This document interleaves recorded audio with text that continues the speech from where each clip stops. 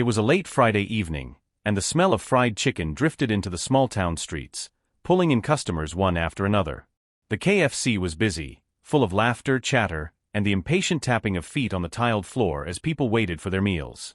Behind the counter stood a young worker named Ethan, barely 20, with tired eyes but a polite smile.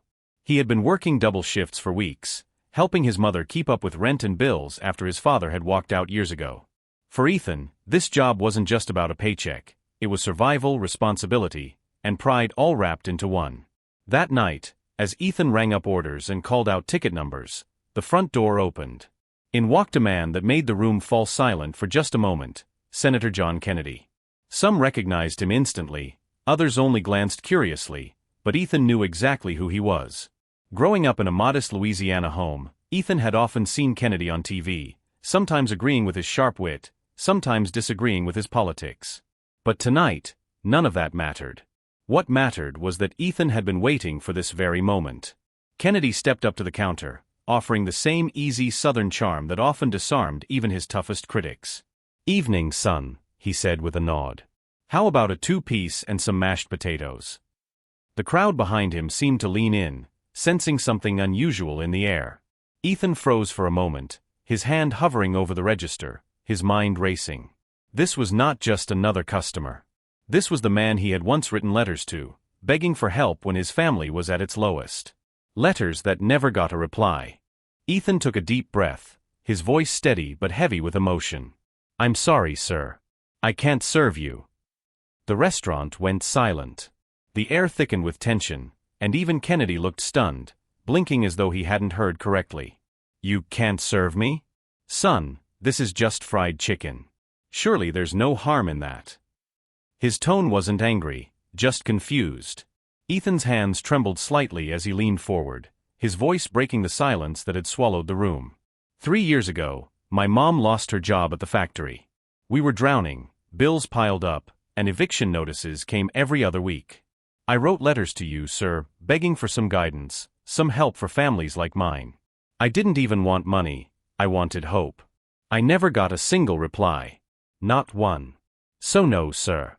I can't hand you this meal as if your presence doesn't remind me of everything we went through alone. The words hung heavy, cutting deeper than anyone expected. People shifted uncomfortably, some looking at Kennedy, others at Ethan, who now stood taller than before. The exhaustion in his eyes seemed replaced by something fiercer, courage. Kennedy didn't reply immediately. For the first time that night, the senator's usual quick wit and sharp retorts were gone. He looked at Ethan, not as a politician being confronted, but as a man standing before a young worker who had carried more weight than most adults twice his age. "Son," Kennedy finally said softly, "I can't undo the past. And I won't insult you by pretending I know every pain you've lived through. But I'm listening now. Tell me what I should have heard back then." The crowd was stunned again, but this time for a different reason. Ethan swallowed hard. He hadn't expected Kennedy to respond with humility. "I wanted someone to remind us that families like mine mattered. That people in small towns, people with no power or money, weren't invisible. I wanted to know we weren't forgotten."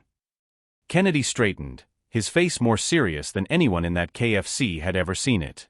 "Then let me say this to all of you, I may not fix everything, I may not answer every letter, but I hear you tonight. And I'll carry this with me." Ethan's hand still shook, but he finally reached under the counter, bagged the meal, and placed it in front of Kennedy. His voice was softer now. "I still can't pretend like nothing happened. But if you mean those words, then this," he gestured to the bag, "isn't just fried chicken. It's a second chance to do better." Kennedy accepted the meal without another word, his eyes lingering on Ethan with a look that carried both respect and responsibility. He turned to leave, but before walking out, he faced the room once more and said, "Sometimes the truth doesn't come from Washington. It comes from behind a counter like this." The door closed behind him, and the restaurant buzzed with hushed whispers. Ethan leaned against the register, his heart pounding but lighter than it had been in years.